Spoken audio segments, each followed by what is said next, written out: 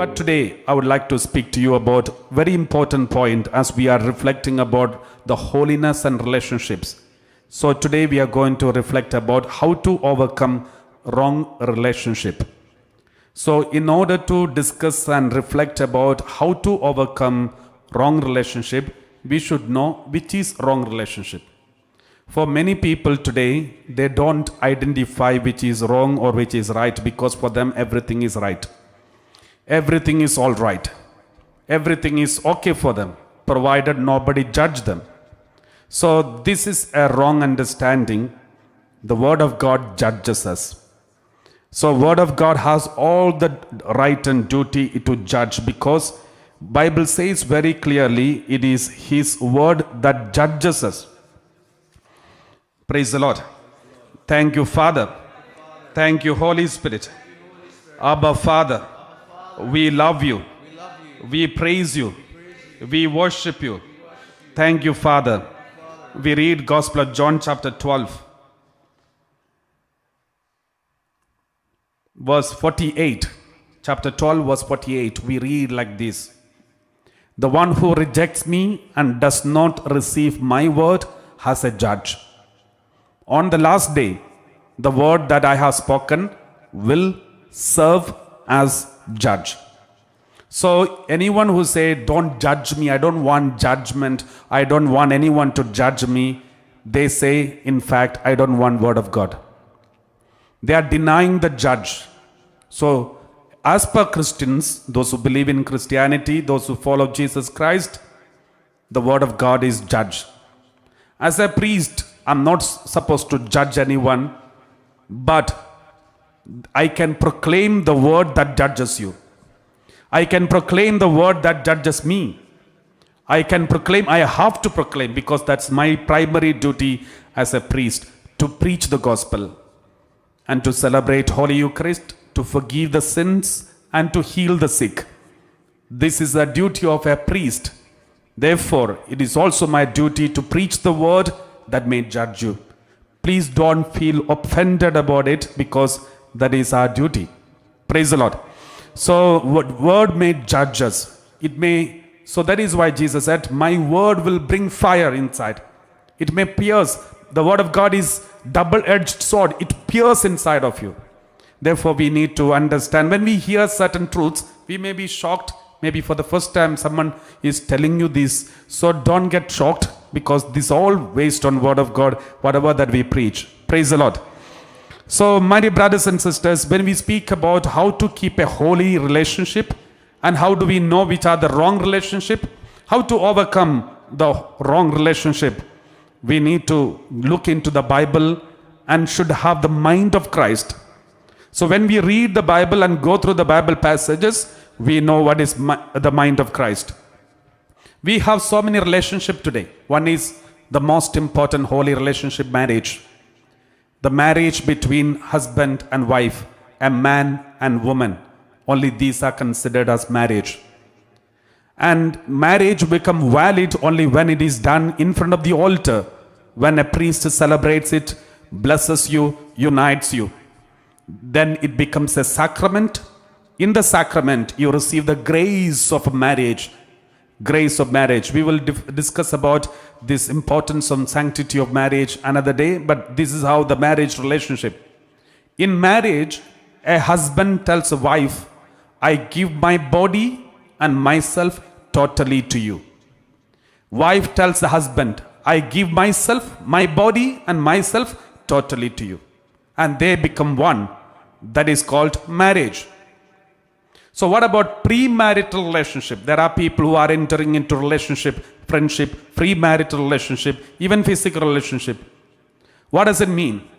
In the premarital relationship, one person say, I give my body, but about myself, I have not yet decided. I give my body to you temporarily. You enjoy, I will also enjoy. But giving myself totally to you permanently, I have not yet decided. So that is what premarital relationship. What about living together without a sacrament of marriage? That is nothing but a merely prostitution, a kind of adultery.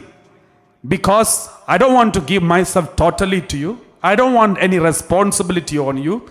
I don't want to take responsibility after our relationship. Even if a child comes out as a result of our relationship, I don't want any responsibility. This is not any covenant. It is an adjustment for the time being. If it goes well, we will go on well. If not, we will break up any time. So this kind of relationship is not really a covenant. It is not decent because we don't respect the other person. We only use the other person as an instrument, and we are not giving totally to the other person. Therefore, it cannot be considered as a sacrament of marriage or any kind of marriage, because there is no holiness. And then those of people who are married legally and also sacramentally, but they're having extramarital relationship. So those people also have a problem. They have decided to surrender themselves totally in the marriage, sacrament of marriage, knowing each other with full consent. They got married in front of the Lord. And now they're saying, yes, at that moment, during the sacrament of marriage, they said, I give my body and myself totally unto you. But somewhere in the middle, they decided to withdraw themselves. They broke the covenant in front of the Almighty God. The covenant which they have taken in front of the Almighty God. Now they give only their body whenever they need some pleasure, but they have not given themselves completely to the other person. And that is why they have no guilt feeling and prick of conscience when they enter into extramarital relationships.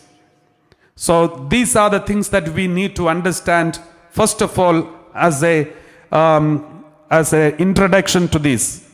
So therefore, my dear brothers and sisters, marriage is supposed to be kept undefiled. The marriage relationship, we know from the Bible passages, which we will discuss and reflect in the coming days in a special way.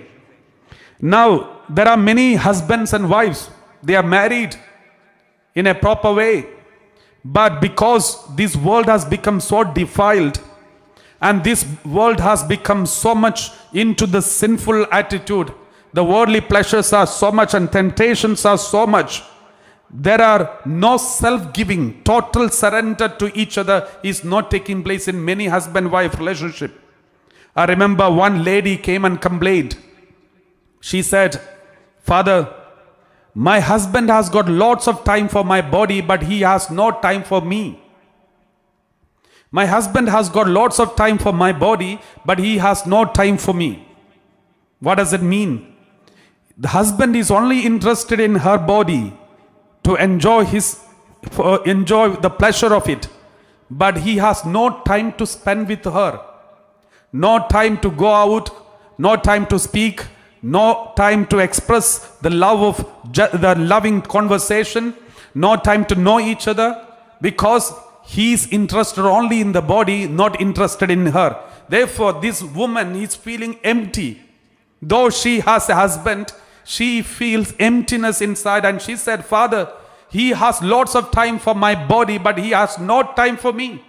Whenever he needed desire for his flesh, he comes to me. But at the same time, whenever I want to talk to him, he has no time. He's so busy. Many husbands are using their wives or the life partner as an instrument only for their pleasure. My dear brothers and sisters, it's a breaking of the covenant of sanctity of the marriage. We do need to repent. The husband-wife relationship, primarily, it is holy and it's a spiritual relationship. And secondly, it is emotional relationship. Only third, physical relationship. The physical relationship comes only in the third. So therefore, it has to be kept so holy. So I remember one boy, the boy and girl. So one girl came and said, and she said, Father, I have a boyfriend. I trust him. I love him. We love each other. And my parents, everyone said it is wrong. I don't think anything wrong. I don't find anything wrong. I think this is a gift of God. This boy is a gift of God. God has given me. Now I have found true love in him. And then I spoke to her and then said, let me tell you, how many hours you speak every day? She said, we speak almost all the time.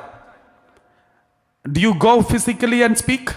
She said, no, he calls me over the phone, sometimes at midnight for hours, and sometimes early morning, sometimes daytime, sometimes when we go for walk and he speaks. What is the conversation? What is the content of your conversation? And then he said, Father, there is not much content, but we just go on speaking. And then in between the conversation, I don't want to explain the whole details of the conversation, but let me tell you, this girl also confessed one thing, admitted one thing. Most of the conversations are about the physical relationship, all sexual connotations, because that is what he is interested in. He is interested in all these wrong things. Therefore, he wants to know more and more. And then after talking, we came to know she even had texted her own pictures, photographs, selfies in different positions and sent to him. And everything in his custody. I said, why did he ask for all this? Because he loves me. She said, he loves me. Therefore, I trust him completely. And I told her, be careful about him. If he loves you, why does he is so curious about these physical things? And how can he ask for all these photos? Why is he interested only these things? My dear brothers and sisters, when the lust controls, we look at the other person as part by part.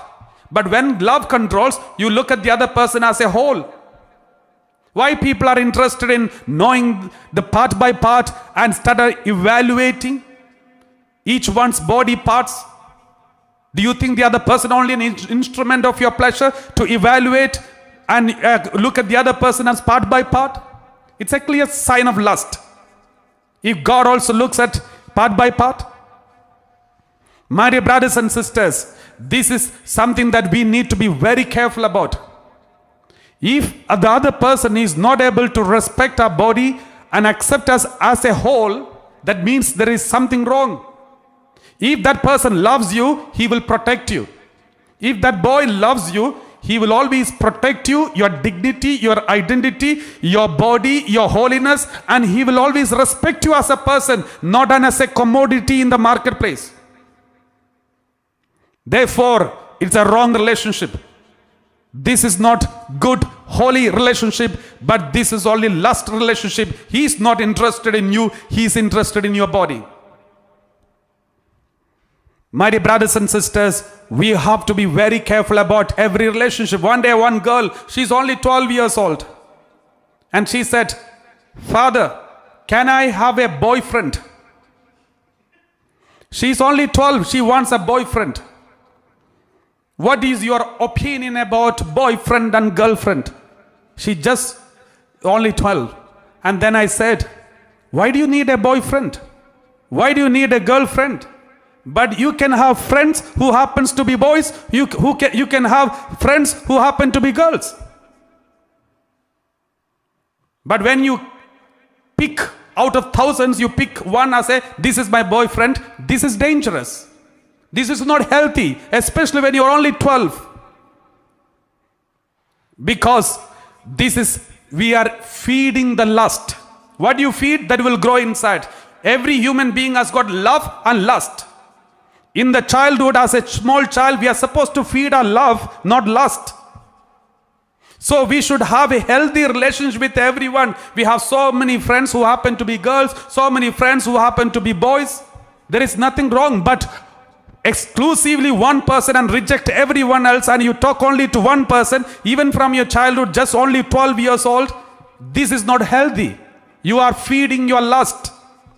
And he is also feeding his lust, whoever may be. This is not holy. Then she said, Father, I already have a boyfriend. And we speak only holy things. And then I said, what kind of holy things? We speak about Bible. We speak about, we go to church always together, walking hand in hand. Therefore, I think this is a gift of God. God has given me. My dear brothers and sisters, you are only 12. God will never give a gift of boyfriend and girlfriend. God will give you a boyfriend or girlfriend when it is needed. And any other friend whom you collect and call them boyfriend, it is not from God. It is from your lust. That you are feeding something wrong. We should have friends, my dear brothers and sisters. If you are a girl, have so many friends, good friends, holy friends. If you are a boy, have so many friends who may be girls or boys, who may be, but have good friends. God wants us. God will be so happy to see you moving around with everyone and enjoying like a beautiful bird in the garden of Eden, playing around and moving around as a small child, young girl. You're moving around with everyone, laughing, talking, chatting. God will be happy, but God won't be happy to see you out of hundreds. You have selected one and He's possessing as if you are having a pet. There will be a time when you need a husband or need a wife. That is the time God will bring a person whom you want to love or that you can desire, but God will bring. Not when you are in studies. When you are in studies, these kinds of relationship may not help you to focus on your studies. Therefore, God will never bring anything that is distracting you from studies. In case if anyone you get, remember that need not be from God. That is your choice. And you may end up in marriage, but then God won't be responsible. You can force God to bless it. You can force your parents to bless it. You can force your parish priest to consecrate it. He may do it, but the consequence, we have to be responsible. Otherwise, if it is from the Lord, God will take the responsibility. But if it is our choice and we are forcing God to approve it, then we will have to take responsibility. Praise the Lord. So, my dear brothers and sisters, these are the things that you need to be very careful about when you enter into a relationship. And even premarital relationship, some boys and girls who are in relationship and even have sexual relationship, physical relationship before marriage, always remember, it will bring a scar in your body, scar in your life, scar in your emotion, scar in your personality. Every premarital relationship will bring a scar in your life. I remember one boy, young man, married. He came and he was crying. He's into to God and prayer and everything. And he said, Father, I will do anything to get rid of this. I said, what do you want to get rid of? Then he said, Father, in my bedroom, we are not alone.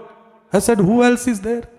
And then he said, in my imagination, when I'm having the physical relation with my life partner, I'm thinking about my ex-girlfriend. Always I'm thinking about it. It is not going from my mind. I know I'm doing an injustice to my wife. She's so loving. She's so good. But I'm not able to come out of it, Father. It is eating me up. My dear brothers and sisters, this is something that we need to be very careful. We read Matthew chapter 5 verse 28. Matthew chapter 5 verse 28. We read like this. But I say to you that everyone who looks at a woman with lust has already committed adultery with her in his heart. When you look at a boy, or man, or girl, or woman, when you look at that person with lust, has already committed adultery with her in his heart. Therefore, my dear brothers and sisters, that's why I said this culture of looking the other person by part, it is not from God. Evaluating each body part, this is not from God. This is a clear sign of the lust. Look at the other person as a whole and start loving the person, not some parts. Praise the Lord. One day one youth came and asked, Father, young person, and he said, Father, should I, they are into relationship, this boy and this girl, they are into relationship, their friendship, but they are keeping a very holy, good relationship. In the sense, they don't touch each other, but they love each other, they respect each other. They don't talk anything unholy, and they are almost in the marriage age. They are also thinking of marriage. And then he came and said, Father, anyway, we are going to get married. I'm sure I'm going to get married to her alone. And she is also sure that she will get married to me alone. So is it okay if I go and sleep with her? This is the doubt he had.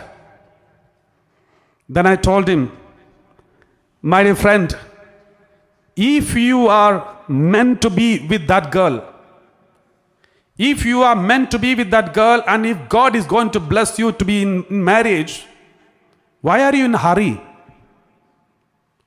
Why are you so fired with the passion of the body?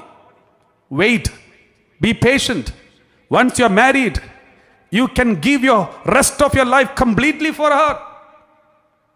But if she is not meant for you, if this is not the one whom God has chosen, then why do you want to harm your future married life and harm her future married life? You decide. You say you are going to marry her. My dear brothers and sisters, in this world you cannot be 100% sure of anything unless you get married first. Therefore, my dear brothers and sisters, we should never enter into such kinds of physical relationship or any kind of... And then he said, Father, is it okay to kiss her? Okay, I don't go to sleep with her, but is it okay to kiss her? Then I told him, practice the purity you would hope your spouse should have in the future.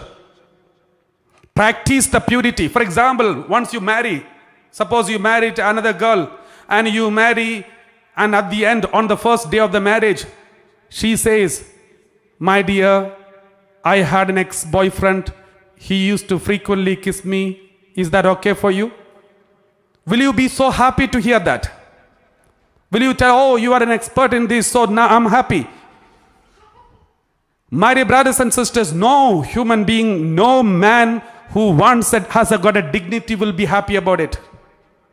Therefore, I told him, practice the purity you would hope your future spouse should have. You should practice it. Keep that holiness of your body, mind and soul. Praise the Lord.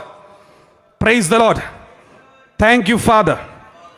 Let us read 1 Thessalonians chapter 5 verse 11.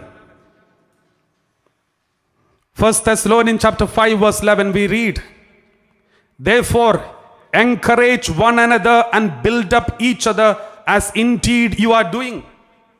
It is the duty of the boy to protect the girl, and it is the duty of the girl to protect the boy from falling into any unholiness. If you both love each other. If you don't love each other but lust each other, you will be in hurry to use his body and her body. That is why I said we have to be very careful about lust and love. Love is not blind, lust is blind. Love has no secrets, but lust has secrets. Love is open, the lust is not open.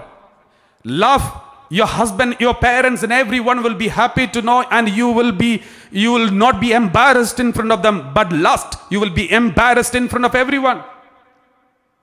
I remember one girl came and said, Father, in this modern world, it's an embarrassment to tell others that I'm a virgin. And she said, Father, in my college, university, when I tell others I'm a virgin, they are so shocked. It's an embarrassment, and they think I have something wrong with me. My dear brothers and sisters, holiness becomes an embarrassment, it seems. It is terrible. My dear, and I told this girl, suppose on your marriage, after your marriage, your husband on the first day says, my dear, I waited all these years. I never entered into any relationship. I waited all these years with my virginity so that I can give myself totally only for you. When you see this virgin, the holiness of your husband, will you get embarrassed or will you get honored? If you are entering into a family life, and when you tell your husband or tell your wife that I waited for this day so that I can give myself totally in holiness to you, you're honoring the other person, respecting the other person, and the other person will feel never embarrassed but honored.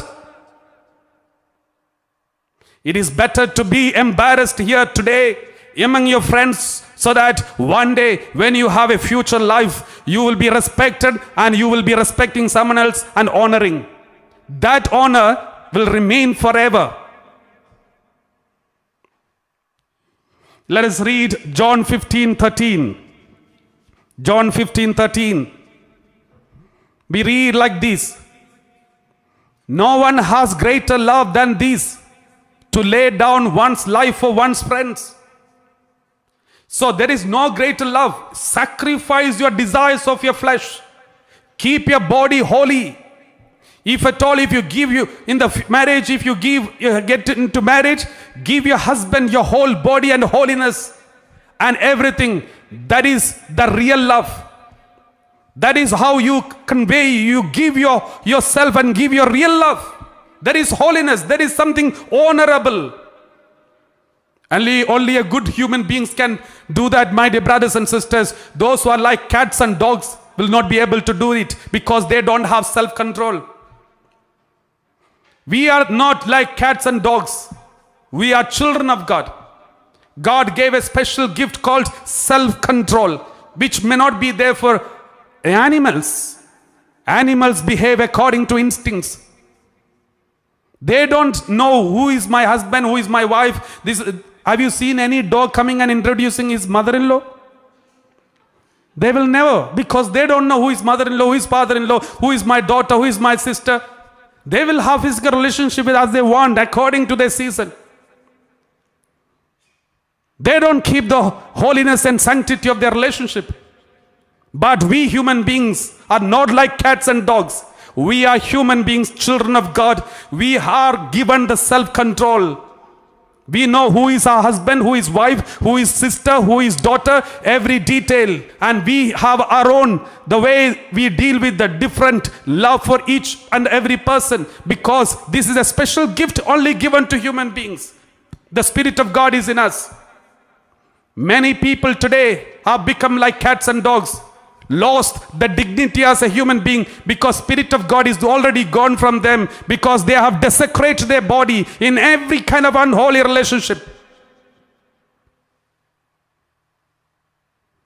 My dear brothers and sisters, this has to be very careful. We have to be very careful about these kinds of things, my dear brothers and sisters. One day, one person, they exhibit or they even post some unholy picture, improper pictures of themselves in the social media. And they are waiting how many people are liking it. How many people are applauding it up and clapping the hands for it. And lifting the thumbs like this. The more they put, they feel honored and respected. And I know one person who did this and then came and justifying it. Then I said, did anyone correct you? Only my parents, only my siblings, only my parish priest. All the others, they all liked it. My dear brothers and sisters, just look at it. Your parents, your siblings, your friends and your relatives, your close friends and your parish priest, these are the people who they care for you. I asked her, do you know all these people who liked it, liked your picture? Do you know them personally? No, I don't know them. Do they know personally? No. Then what do they know? They only know your body. They only saw your picture. They liked your body, not you, my dear sister. But the real people who really cared for you are the people who corrected you. But sometimes the spirit of whoredom will block us. We will become blinded. Hosea chapter 5 verse 4. Hosea chapter 5 verse 4, we read like this. Their deeds do not permit them to return to their God, for the spirit of whoredom is within them. They do not know the Lord. Their deeds do not permit them to return to their God, for the spirit of whoredom is within them, and they do not know the Lord. They cannot relate to God. When you enter into a wrong relationship, the first thing that you are going to do is you will stop praying. You will stop reading Bible. You will stop going for mass. If at all, if you go, you will go only to please your parents. And if you go there, you will never be involved in the prayer. If possible, standing at the back of the church. Again, if it is possible, outstanding Christians standing outside the church. So, my dear brothers and sisters, this is what happens when the lust enters inside of us and controls us. It's a clear sign this relationship that you are entering into, this friendship that you are entertaining is not from God. If it is from God, how is your relationship with God is affected because of this relationship? Praise the Lord. Thank you, Jesus. Praise you, Jesus. Abba, Father, we thank you. We praise you. Some people, just because they put all the makeups, they spend hours and hours and put extra fittings in their body and then go around and get others to appreciate and attract. But such people, those who are attracted by your look and come to you and get married to you, the only such people who are interested in these kinds of appearance will come and get married, not a person who really respects you. I remember one lady who came and said this, Father, my husband, after marriage, before the marriage, we were in love with each other. He appreciated everything of mine and he was so happy with me. But after marriage, this is what happened, Father. After marriage, some years, we lived a happy life and we have children. Now he started complaining about my weight, my fat, and there are lots of complaints he has, and he's ashamed to take me along with him. When he goes for a party, he goes alone. When we go outside, he doesn't take me. And then she said, now he's separated. He's not interested to stay with me. He doesn't even want my children. He's staying outside. He's having some other affairs. Father, I think if I was skinnier, if I was healthy, if I was using proper makeup, even now, he would have stayed with me. Then I said, not necessarily. He may have used you longer. That's all. Because he never loved you, he only loved your body. Praise the Lord. My dear brothers and sisters, these are the areas that we have to be very careful. Why do I say these things openly? I know that it may disturb many of you and irritate some of you. But this is what God wants me to tell you. Whether you like it or not, please listen. We read 2 Corinthians chapter 7 verse 1. 2 Corinthians chapter 7 verse 1. Since we have these promises, beloved, let us cleanse ourselves from every defilement of body and spirit, making holiness perfect in the fear of God. Making holiness perfect in the fear of God. Let us cleanse ourselves from every defilement. My dear brothers and sisters, you may see each other a beautiful body. But remember, sooner or later, these bodies beautiful fade. After some time, no shape. And after some time, you will lie down. Your whole body there will be wrinkles all over the body. Your hair will be lost. Your tooth will be lost. And whatever that can be lost will be lost. And then, one day you will die. When you die, you will be put in the coffin. And from the coffin to a big 6 feet pit.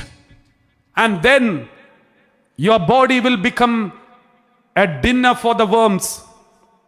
That's all. Body is good for nothing. Don't take our decisions based on the appearances of a body. These are all going to disappear.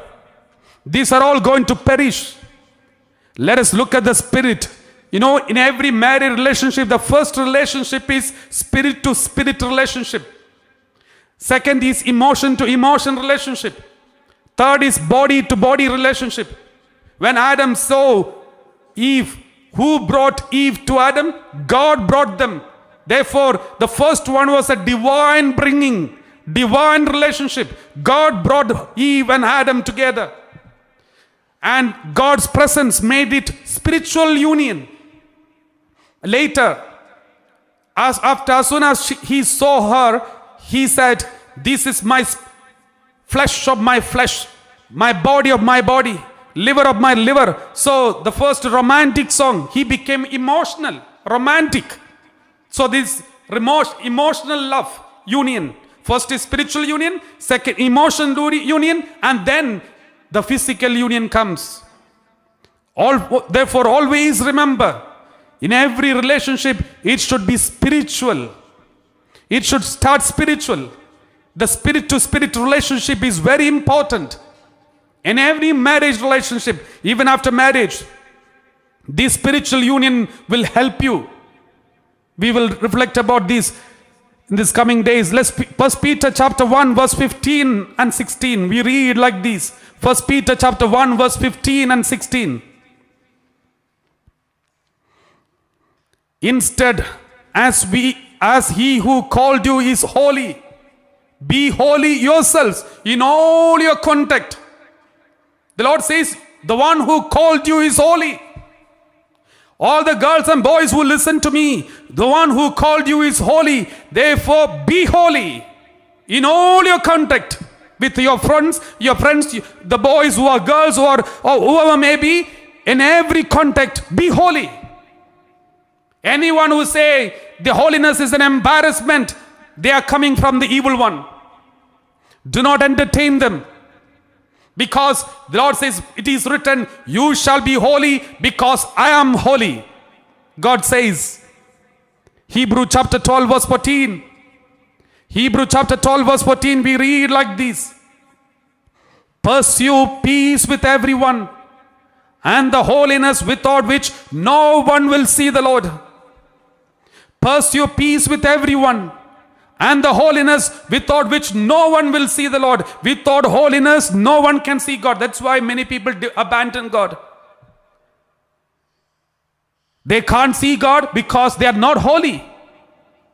Many people are denying God the existence and becoming atheist. Once upon a time, they were so close to God.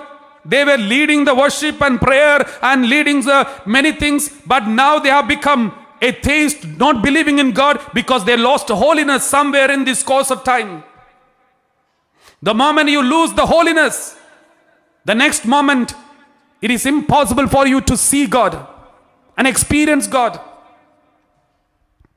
Psalm 119 verse 9.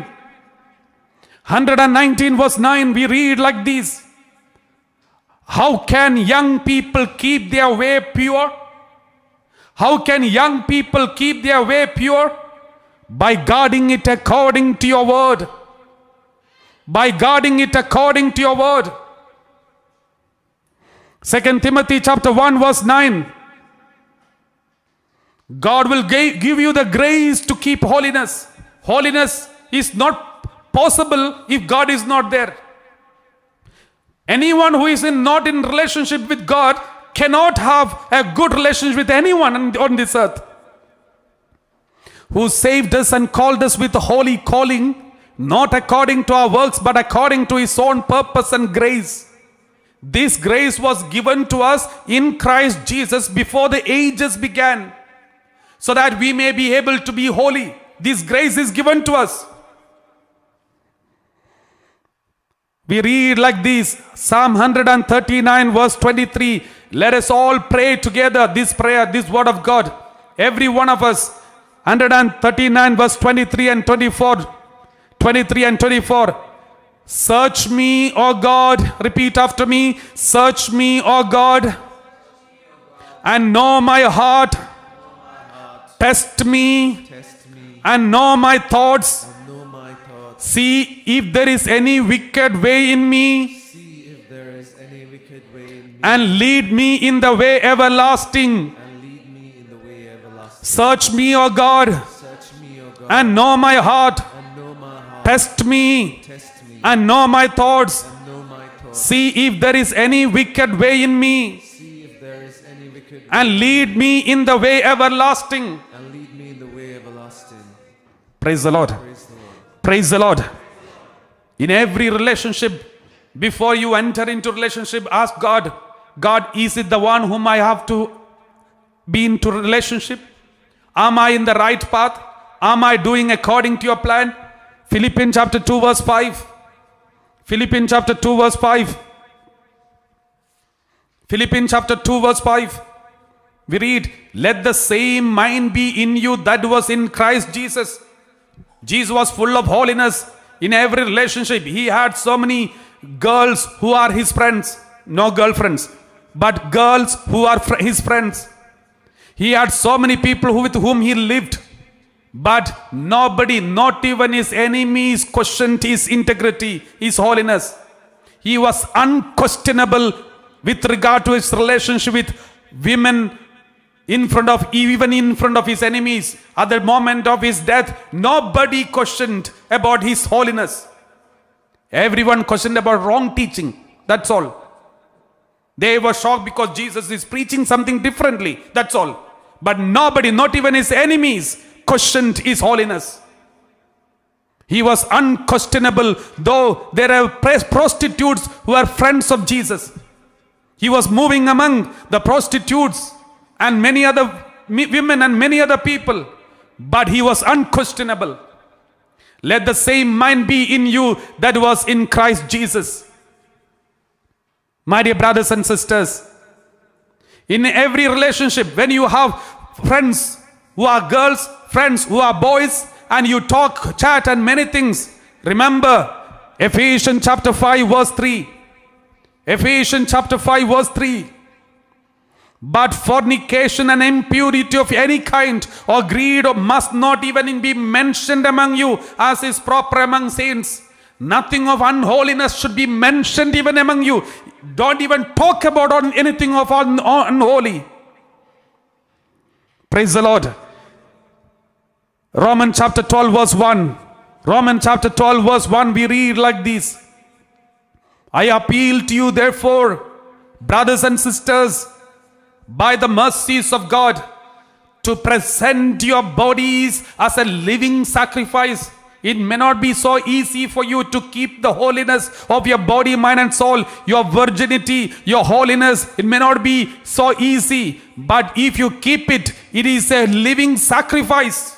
You are sacrificing the desires of your flesh, and keep your body holy and acceptable to God. That itself is a spiritual worship. Bible says, I appeal to you therefore, brothers and sisters, by the mercies of God, to present your bodies. Bodies means every part of your body, every aspect of your bodies, as a living sacrifice. Why is it living sacrifice? Because each day, every moment, we are overcoming the temptations of the body. Therefore, it is a living sacrifice. A dead body cannot sacrifice. You know, if you are a blind, suppose if you are blind and you say, from tomorrow I will not watch pornography. There is no meaning, there is no sacrifice in it. Anyway, you can't see, and therefore there is no sacrifice. So that is a dead sacrifice. So what does it mean? When you are able to do and when you decide not to do, that is living sacrifice. You can't hear and you say, I remember, why do I say these examples? Because one day, one man who was losing his eyesight, and doctor said, don't watch TV and all this mobile phone too much, because he was addicted to dirty videos and watching movies and all those things. And then he said he could not control himself, and he continued watching. At the end, he lost his eyesight. And then he came and said, from now I take a strong promise, I will not watch it anymore. This is not sacrifice. He had chances given already, but he did not take it seriously. Praise the Lord. Romans chapter 6 verse 22. Romans chapter 6 verse 22, we read like this. But now that you have been freed from sin and enslaved to God, the advantage you get is sanctification. The end is eternal life. If you are sanctified, the end is eternal life. My dear brothers and sisters, let us close our eyes and promise to God that we will be always keeping a holy relationship. All the boys and girls who are into friendships and wrong relationship, remember, if you are planning to get married to certain people, then why are you in a hurry to enter into physical relationship? Because if this is a person God has chosen, you will get it. And after that, you give your rest of your life totally to the other person. There is honor and respect in that. But if you are entering into any relationship before marriage, it is a desecration. It is an unholiness. And it's a clear sign that you have no self-control. And it will be, you will be accountable in front of God, in front of the Almighty God. Those who want to enter into any wrong things, any physical attachment, any expression of your physical attachment, remember, always practice the purity you would hope your future spouse should have. Practice the purity now itself, which you would hope your future spouse should have.